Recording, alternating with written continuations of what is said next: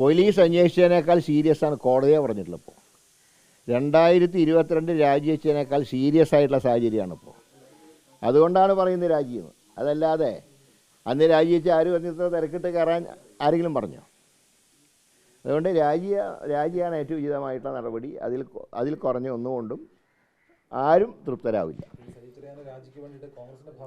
ഏതായാലും നാളത്തെ ഇത് റിസൾട്ട് കഴിഞ്ഞതിന് ശേഷം ബാക്കി കാര്യങ്ങൾ ആലോചിക്കാം. ഏതായാലും ഒരു മെച്ചമുള്ളത്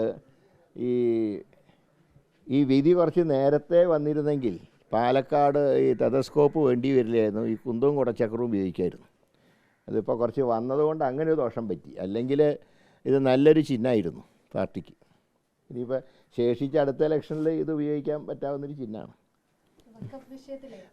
രാവിലെ മന്ത്രി പറഞ്ഞിരിക്കുന്നത് ലീഗിന്റെയും ഒപ്പം തന്നെ ഈ കേസ് ആസ്പദമായിട്ടുള്ള ഫറൂഖ് കോളേജിന്റെ ഭാഗത്തുള്ള തെറ്റാണ് ഇതിന്റെ പ്രധാന, അവരാണ് ചതി ചെയ്തത് എന്നതാണ്. ഞാൻ പറയുന്നത് നിലവിലുള്ള പ്രശ്നം എങ്ങനെ പരിഹരിക്കാമെന്നുള്ളതിനെക്കുറിച്ചാണ് ചർച്ച നടത്തേണ്ടത്.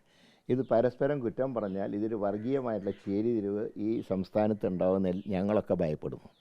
അതുകൊണ്ടാണ് കഴിഞ്ഞു പോയതിനെക്കുറിച്ചല്ല ചർച്ച. ഇനി എന്താണ് ഭാവി ചെയ്യേണ്ട കാര്യം, അതിനെക്കുറിച്ച് ആലോചിച്ച് പ്രശ്നം സെറ്റിൽ ചെയ്യാം. അതിന് ഞങ്ങളെല്ലാ പിന്തുണയുണ്ട്. സെറ്റിൽ ചെയ്യാനാണ് താല്പര്യം. ഈ അബ്ദുറഹ്മാനാണ് ആവശ്യമില്ലാത്ത കാര്യങ്ങൾ തോണ്ടാൻ പോയിട്ട് പ്രശ്നം വഷളാക്കുന്നത്. അദ്ദേഹത്തിന് ഇതിനെക്കുറിച്ചൊരു പരിജ്ഞാനമില്ല. ഇപ്പോഴും മലപ്പുറം ജില്ലയ്ക്ക് പുറത്തൊരു ലോകമുണ്ടെന്ന് കക്ഷി മനസ്സിലാക്കിയില്ല. അതിൻ്റെ ദോഷം അതൊക്കെ. അതുകൊണ്ടാണ് പറയുന്നത് തെറ്റ് ആരുടെ ഭാഗത്ത് ഉണ്ടായി എന്നുള്ളതിനെക്കുറിച്ചല്ല അപ്പോൾ ചർച്ച. നിലവിലുള്ള പ്രശ്നം എങ്ങനെ പരിഹരിക്കാം അതിനെക്കുറിച്ച് ആലോചിക്കണ്ടേ. സർവകക്ഷി യോഗം വിളിക്കാമെന്ന് പറഞ്ഞിട്ടും സർക്കാരിന് തയ്യാറായില്ല. ഇപ്പോൾ ഉന്നതതല യോഗം ചേരുകയാണ്. ആ ഉന്നതതല യോഗത്തിലൂടെ ഒരു പരിഹാരം ഉണ്ടാകുമെന്ന് പ്രതീക്ഷിക്കുന്നു. ഞങ്ങളെ പരിഹാരം ഉണ്ടാക്കാനുള്ള ഏത് മാർഗ്ഗമാണ് അതിന് ഞങ്ങളുടെ പൂർണ്ണ പിന്തുണയുണ്ട്. ഞങ്ങൾക്ക് പ്രശ്നം വഷളാവരുതെന്നാണ് ആഗ്രഹം.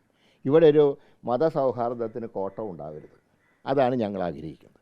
അതുകൊണ്ട് പ്രശ്നം സെറ്റിൽ ചെയ്യാം.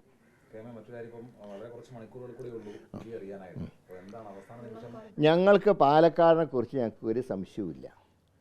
ഇപ്പോൾ ലേറ്റസ്റ്റായിട്ട് കിട്ടുന്നവർ മുനിസിപ്പാലിറ്റിയിൽ വരെ ലീഡ് ചെയ്യാൻ സാധ്യതയുണ്ടെന്നാണ് ലേറ്റസ്റ്റായിട്ട് കിട്ടുന്നവർ. അങ്ങനെ വന്നാൽ 10ൽ മേലെ പോകും ഭൂരിപക്ഷം. അതല്ല മുനിസിപ്പാലിറ്റിയിൽ BJPക്കാണ് ലീഡെങ്കിൽ 5നും 10നും ഇടയ്ക്ക് അവിടെ ജയിക്കും.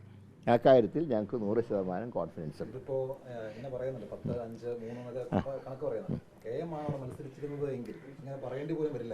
അല്ല, അതിനെക്കുറിച്ചൊരു ചിന്തയില്ലല്ലോ. ഞാനിപ്പോൾ എപ്പോൾ എല്ലാ ഇലക്ഷൻ കയറി മത്സരിക്കേണ്ട ആവശ്യമില്ല. ഇപ്പോൾ ഈ BJPയുടെ കൃഷ്ണകുമാറിൻ്റെ പോലെ എനിക്കാവാൻ പറ്റുമോ? ഒരു സാധനമെങ്കിലും ഒന്നും ആർക്കെങ്കിലും വിട്ടുകൊടുക്കണ്ടേ. മുനിസിപ്പാലിറ്റി വന്നാൽ മത്സരിക്കും, അസംബ്ലി വന്നാൽ മത്സരിക്കും, പാർലമെൻറ്റ് വന്നാൽ മത്സരിക്കും. ഇനി വേറെ എവിടെയും മത്സരിക്കും, ഒരു സ്ഥലവും ബാക്കിയില്ല. അങ്ങനെ അല്ല ഇതിങ്ങനെ മത്സരിച്ചിട്ട് കാര്യമൊന്നുമില്ല. കൃഷ്ണകുമാറിൻ്റെ മോഡൽ മത്സരമൊന്നും എന്നെ സംബന്ധിച്ച് സാധ്യമല്ല. എങ്ങനെ? അതിപ്പോൾ നാളെ കാലത്ത് കാണാമല്ലോ. ഞാൻ പറയാം 36,000-നും 40,000 ഇടയ്ക്ക് വോട്ട് CPM അവിടെ ലഭിക്കുള്ളൂ എന്നാണ് ലേറ്റസ്റ്റ് ആയിട്ട് കിട്ടിയത്. ഞാൻ ഇതുവരെ വിചാരിച്ചിരുന്ന UDF LDF മത്സരം എന്നാണ്. പക്ഷേ അതിപ്പോൾ ഇല്ലയെന്ന് പറഞ്ഞുകൂടാ. കാരണം BJP 40-നും താഴെ പോയാൽ ചിലപ്പോൾ അവർ 3-ാം സ്ഥാനത്തായിരിക്കും.